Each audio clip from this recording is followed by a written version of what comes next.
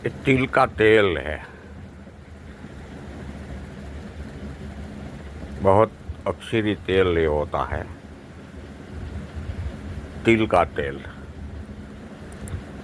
ऐसे तो तिल वाइट भी होता है और काला भी होता है, और एक जगह मैंने लाल तिल भी देखा है। लेकिन शास्त्रों में दो प्रकार का तेल का वर्णन है, वाइट तिल और काला तिल। ऐसे तो हमारे शरीर को निरोगी रखने के लिए बहुत सारा ऐसा उपाय है जो मैं अवारनवार वीडियो पे अलग अलग चीज़ पर दे रहा हूँ। जे सब घरगथ्थू उपचार में कहा जावे। घरगथ्थू उपचार एक ऐसी चीज़ है कि अगर हम उनका सही तरीके से जानकर सही तरीके से उपयोग करेंगे ना, तो कभी हमारा शरीर में कोई भी प्रकार का सामान्य रोग या जीवलेन रोग कभी प्रविष्ट हो ही नहीं सकता। लेकिन हम ये सभी चीज़ों के बारे में कोई कभी मनन मंथन करते नहीं है, और हम उसकी गुणवत्ता के बारे में भी कभी हम देखते नहीं है, मनन मंथन करते नहीं है। इसकी वजह से दूसरे सभी चीज़ें खाने से हमारा शरीर धीरे धीरे रोगों की तरफ चला जाता है और सभी रोगों से गिर जाता है। आयुर्वेद में ये तिल का तेल का बहुत ही गुणगान गाया गया है। जो हम सभी चीज़ें अभी तेल की खाते हैं ना, दाल में डालते हैं, सब्जी में डालते हैं, ये सभी चीज़ें जो हम डालते हैं और तेल कोई भी तेल के द्वारा बनाते हैं, सिंग तेल है या कपासिया तेल है, कोई भी तेल में हम बनाते हैं, सरसों तेल है, तो इसके बारे में हम क्या गुण शरीर को मिलता है क्या नहीं, ये हमने कभी सोचा नहीं है। इसकी वजह से हमारा शरीर धीरे धीरे अन्य रोगों से घिर जाता है। मैं तो यही कहता हूँ कि सभी कपासिया तेल, सिंग तेल, कोई भी तेल खाना बंद कर दो और तिल का तेल खाओ। तिल का तेल वो भी जो घानी में कढ़ाया हुआ, हमारे दांत से घानी में कढ़ाया हुआ तेल का तेल खाओ, तो आपके शरीर में एकदम पौष्टिक आहार मिलेगा। शरीर में कोई बाहर का रोग काम में नहीं आएगा, हड्डियाँ बिल्कुल आपकी मजबूत रहेगी। ऐसा ये तिल का तेल बहुत उपयोगी है। अब उनका तिल का तेल से क्या क्या हमको फ़ायदा मिलता है शरीर में, तिल का तेल के अंदर क्या क्या होता है, इस सभी चीज़ों के बारे में हम बात करते हैं। तिल के तेल के अंदर पहले तो फॉस्फोरस होता है, जो हड्डियों को फॉस्फोरस मजबूती करने के, हड्डियों को मजबूत करने में अहम भूमिका निभाता है फॉस्फोरस। ये तेल की शरीर में मालिश करने से भी हड्डियों को आर पार चला जाता है और हड्डियों को भी मजबूती प्रदान करता है। मालिश करने से भी, खाने से तो भी होता ही है। ये तिल का तेल बहुत ही आसानी से हमको उपलब्ध हो सकता है। दूसरी कोई कंपनी का तेल खरीदने की खाने की हमको कोई ज़रूरत ही नहीं रहेगी। ऐसे देखा जाए तो आयुर्वेद में लिखा है कि तेल शब्द की उत्पत्ति तिल के तेल से ही हुई है। ऐसा मैंने आयुर्वेद में पढ़ा है। लेकिन सभी चीज़ों का तेल जो सत्व निकालते हैं सभी को तेल ही कहा जाता है। लेकिन तेल शब्द की उत्पत्ति तिल के तेल से ही हुई है, ऐसा आयुर्वेद में लिखा गया है। तिल का तेल ऐसा है कि हमारे शरीर में कोई भी प्रकार का रोग हो तो उसको लड़ने की क्षमता बिल्कुल पूरा प्रमाण में है।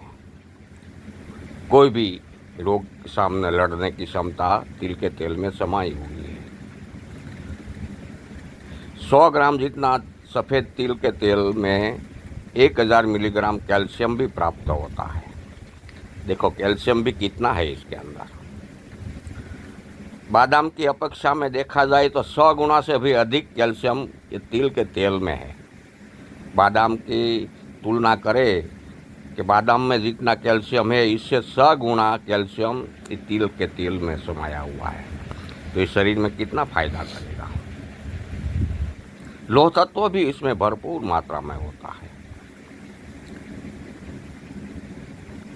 तिल में लेसिथिन नामक रसायन कोलेस्ट्रॉल के बहाव को रक्त नलिका में भी बनाने में मदद करता है। तिल के तेल में इसे कुदरती रीते ही उपस्थित सिस्मोल नाम का एक रसायन एक ऐसा एंटीऑक्सीडेंट है जो हमें ऊंचे तापमान पर भी बहुत जल्दी खराब नहीं हमारा शरीर होने देता है।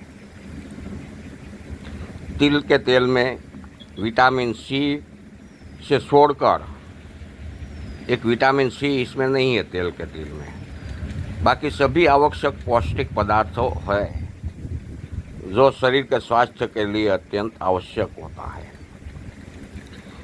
विटामिन बी फैटी एसिडेट से भरपूर है। ये तिल के तेल में मिथोनाइन और ट्राइटोफन नामक 2 महत्वपूर्ण एमिनो एसिड होते हैं जो चना, मूंगफली, राजगिरा, चौला और सोयाबीन जैसे अधिकांश शाकाहारी पदार्थों में पाया जाता है। इससे ज़्यादा भी ये तिल के तेल में समाया हुआ है। ट्राइपथॉन को शांति प्रदान करने वाला तत्व भी कहा जाता है जो गहरी नींद लाने में भी सक्षम है। त्वचा और बालों को भी स्वस्थ रखने में सक्षम है। मिथोनाइन लीवर को दुरुस्त रखता है और कोलेस्ट्रॉल को भी नियंत्रित रखता है। लीवर को भी तंदुरुस्त रखता है। तल का बीज, तल का तेल हमारे वसा का भी बहुत बड़ा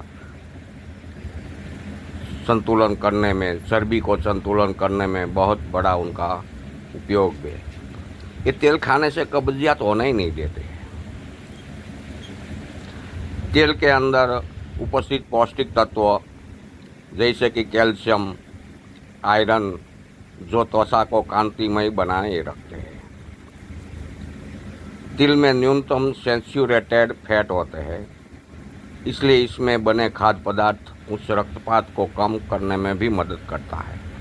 बीपी में भी बीपी का संतुलन करने में भी बहुत ये तेल उपयोगी है। नियमित रूप से तिल का तेल सेवन करने से, दाल सब्जी में यही तेल डालने से हमारे शरीर में कोई भी प्रकार का रोग, खास करके जीवलेन रोग आने की कोई संभावना रहेगी नहीं। कभी शरीर बिल्कुल निरोगी ही रहेगा।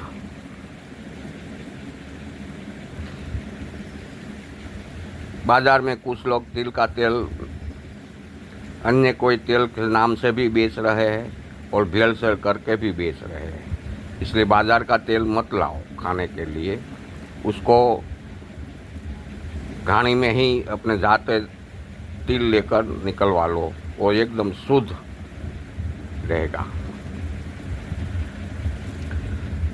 तिल के तेल में मोनोसेंचुरेटेड फैटी एसिड होता है जो शरीर के बड़े कोलेस्ट्रॉल को भी कम करके संतुलन कर देते हैं। हृदय रोग का, दिल का दौरा और धमनी, कलाकाठिन्य और एथेरोस्क्लेरोसिस इस सभी को संतुलन करता है।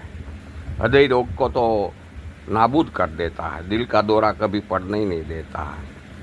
कैंसर रोग में भी ये बहुत सुरक्षा प्रदान करता है। ये तेल हम खाएंगे तो कैंसर रोग में भी बहुत सारा सुरक्षा प्रदान करते हैं। मेरा ख्याल से तो कैंसर रोग, कोई भी जीवलेन रोग होने ही नहीं देंगे ये तेल। फेफड़ों को भी मजबूत करते हैं।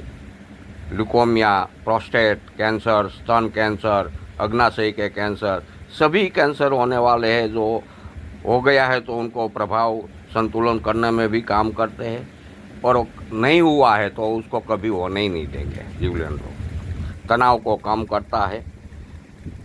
हृदय के मांसपेशियों को स्वस्थ रखने में भी बहुत ज़रूरी है, क्योंकि इसमें मिनरल जैसे कैल्शियम, आयरन, मैग्नीशियम, जिंक और सेलेनियम होता है, जो हृदय के मांसपेशियों को सुचारू व्यवस्थित कर देते हैं, संतुलन कर देते हैं और नियमित रूप से उनकी धड़कन करते हैं। बच्चों को खास करके तिल का तेल के शरीर के ऊपर मालिश किया जाए तो इनकी हड्डियों भी बहुत मजबूत बनती है, विकसित होती है, और बहुत शरीर उनका भी बहुत तंदुरुस्त रहता है। 100 ग्राम तिल में लगभग 18 ग्राम प्रोटीन होता है। 18 ग्राम जितना प्रोटीन होता है, जो बच्चों के विकास के लिए, बच्चों के शरीर की हड्डियों के विकास के लिए, बच्चों का शरीर का विकास के लिए बहुत ही महत्वपूर्ण है। खास करके गर्भवती महिला को तो ये तेल खाने से बहुत ही उनको लिए फ़ायदेमंद है, और बच्चे का जो शरीर का बंधारण होता है वो भी बहुत फ़ायदेमंद है। उससे वो बच्चा जब जन्म लेता है तो उसका शरीर भी बहुत तंदुरुस्त रहता है। अनेक प्रकार से ये तेल शरीर में गुणगान करने वाला है, लेकिन हम इसके प्रति कभी ध्यान देते ही नहीं। सही में तो सभी चीज़ें का ये तेल छोड़कर ये तिल का तेल ही हमको खाना चाहिए। दाल में, सब्जी में, घर में, रसोड़ा में यही तेल का उपयोग करो तो पूरे कुटुंब का, सभ्यों का कभी शरीर नहीं बिगड़ेगा, रोगिष्ट नहीं होगा, कब्जियत नहीं होगा। वात पित्त कफ तो भी कंट्रोल करते हैं, संतुलन करते हैं। तो वात पित्त कफ संतुलन हो जाए तो कभी शरीर में कोई रोग की असर होगी नहीं। इस तिल के बारे में थोड़ा हमें सोचना चाहिए, और हमारा शरीर को निरोगी रखने के लिए हमें ये तेल खाने की शुरुआत कर देना चाहिए।